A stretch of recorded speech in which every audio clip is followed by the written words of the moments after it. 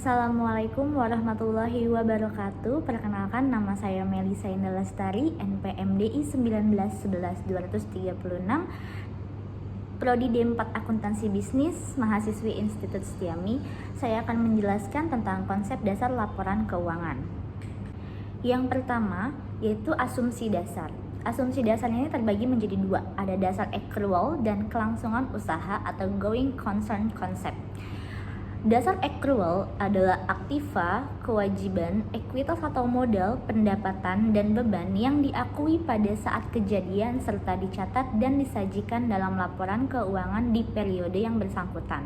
Sedangkan kelangsungan usaha atau going concern concept yaitu laporan keuangan yang harus disusun atas dasar perusahaan akan melanjutkan usahanya di masa depan, serta laporan keuangan harus disusun dengan asumsi dasar yang berbeda dan asumsi dasar yang digunakan harus dapat diungkapkan.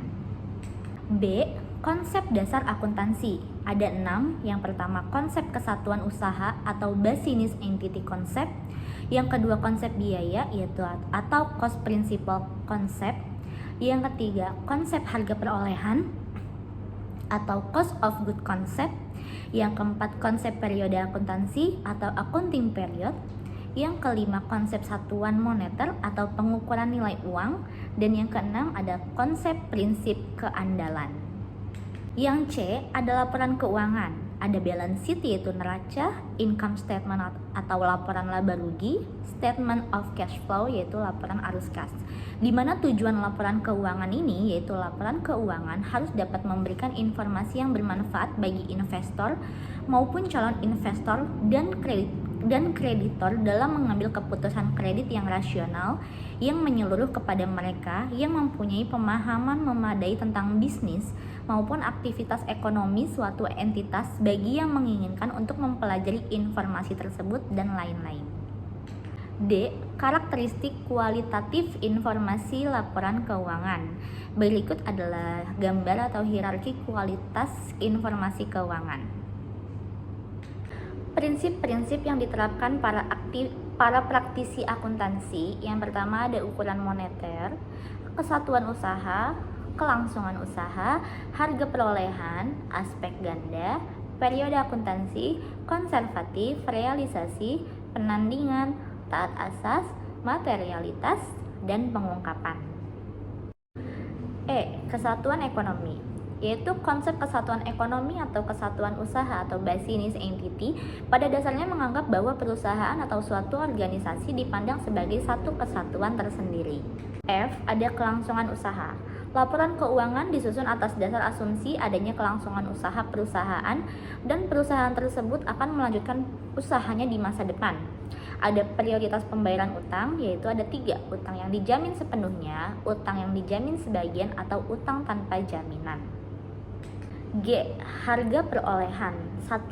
Harga perolehan merupakan nilai yang paling bermanfaat, objektif, dan dapat diverifikasi kebenarannya.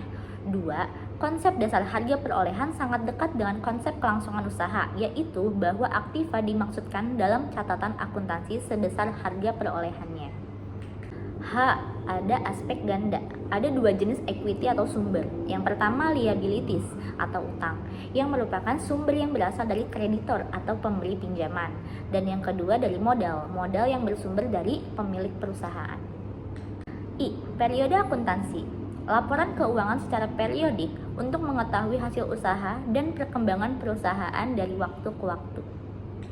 J. Konservatif. Konsep ini sering diartikan untuk memilih yang lebih rendah daripada yang tinggi untuk aktiva bersih dan penghasilan bersih bila tidak ada kepastian dalam pengukurannya. Konsisten. 1. Sepanjang prinsip atau metode penggantiannya merupakan prinsip atau metode yang berlaku umum. 2. Untuk memperoleh gambaran yang layak atas hasil usaha dan kondisi keuangan. L. Materialitas. Konsep materialitas sangat penting dalam penentuan biaya dan pendapatan pada periode akuntansi tertentu. M. Penandingan. 1. Aspek pendapatan merefleksikan kenaikan laba ditahan sebesar pendapatan yang direalisir.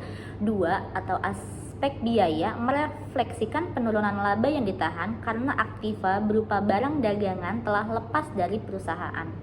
N. Pengungkapan.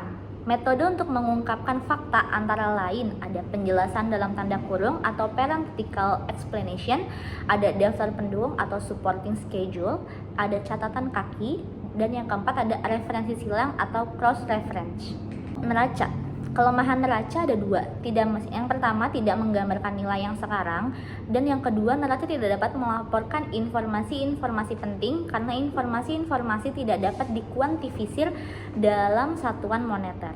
Ada laporan laba rugi. Ada dua elemen penting dalam laporan laba rugi, yaitu satu, melaporkan jumlah aliran masuk aktiva atau kas atau piutang yang merupakan hasil dari penjualan barang atau jasa. Dan yang kedua, melaporkan jumlah aliran keluar seperti sumber daya ekonomi yang berkaitan dengan usaha untuk memperoleh pendapatan atau biayanya.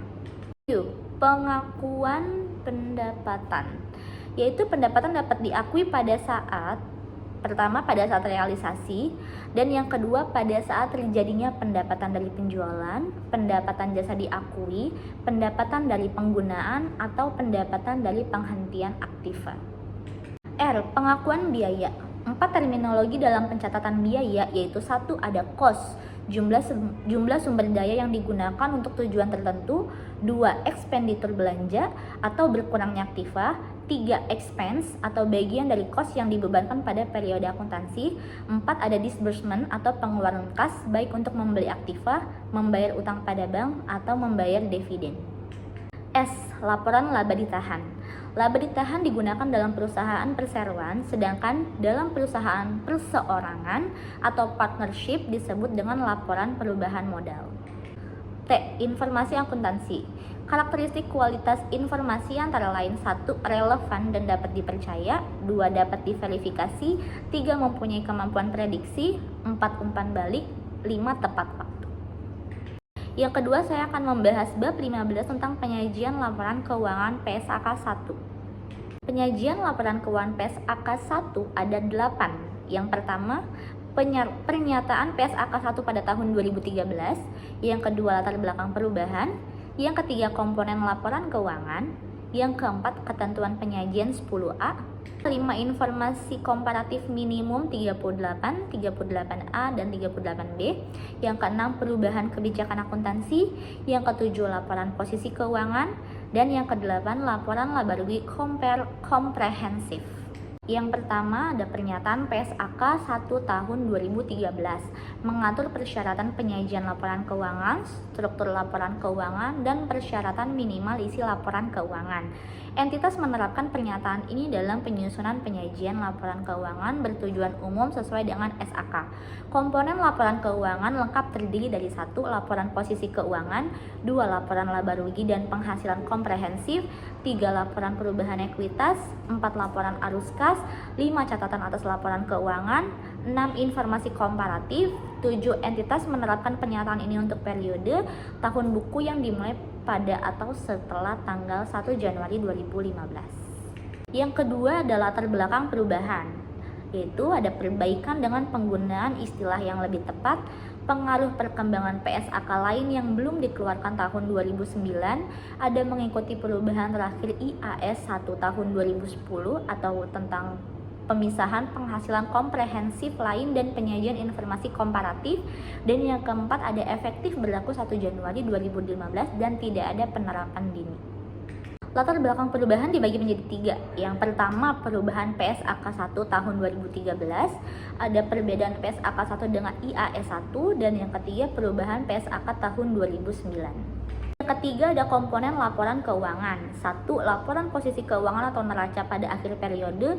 2. Ada laporan laba rugi dan penghasilan komprehensif lain selama periode. 3. Laporan perubahan ekuitas selama periode. 4. Laporan arus kas selama periode. Dan 5. Catatan atas laporan keuangan. Karakteristik umum. 1.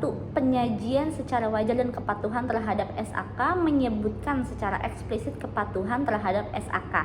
Kepatuhan terhadap PSAK memberikan pemahaman yang salah atau kondisi jarang terjadi sehingga tidak sesuai dengan PSAK. 2. Kelangsungan usaha. 3. Laporan keuangan disusun berdasarkan asumsi kelangsungan usaha mengungkapkan fakta jika terjadi pelanggaran asumsi. Yang ketiga ada dasar accrual.